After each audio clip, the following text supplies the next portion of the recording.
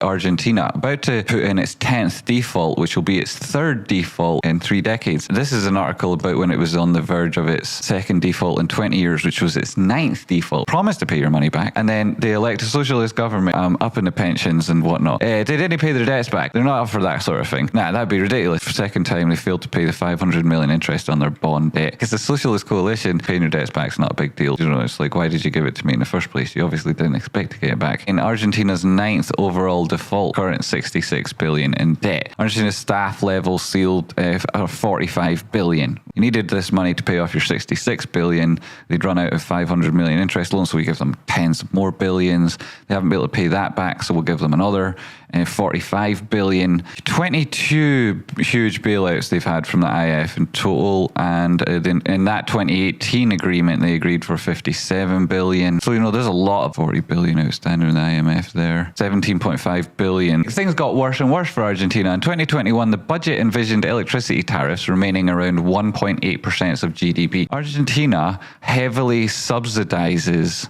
energy costs. One of the reforms that the World Bank have required them to agree to in order for them to keep giving them these tens of billions and billions and billions of dollars. The whole socialist economics is that these things shouldn't get more expensive, right? Because they're produced by the people for the people. And Argentina, huge producer of grain. And everyone's like, Ukraine. And they have to import their oil in order to grow that grain and the fertilizer. And they're doing it all in the face of incredible inflation. And there's nobody at war with Argentina. 2021 budget envisaged that, right? You were supposed to agree. Tariff hikes of around 30 to 40% over the course of the year, right? You're going to increase the tariffs, i.e. reduce the subsidies. However, authorities authorised a 7% increase. That's not paying off your debts at all. So higher subsidy costs will add to the fiscal debt and lead to greater financing from central banks. So that means that the interest rates are going to go up. Inflation goes mental again. So this is like Argentina's a little bit screwed. Maybe then later on, right? Guzman says Ukraine is the problem, right? He says it's Ukraine. He says the problem is Ukraine because it's pushing up the price of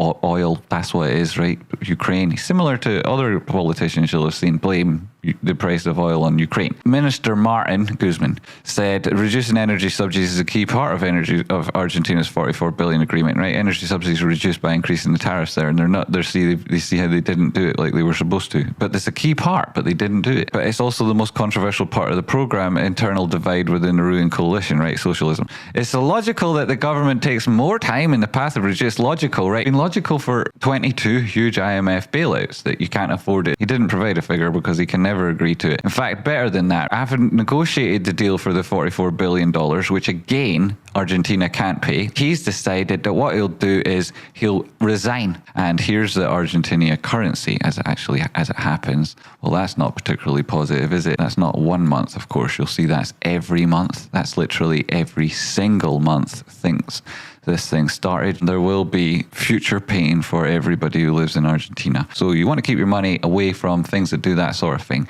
right? And talking about things that do that sort of thing, there are huge, massive moves coming in corporate bond and in treasury notes. Huge ones, right? Huge. So people don't seem to be aware of that, right?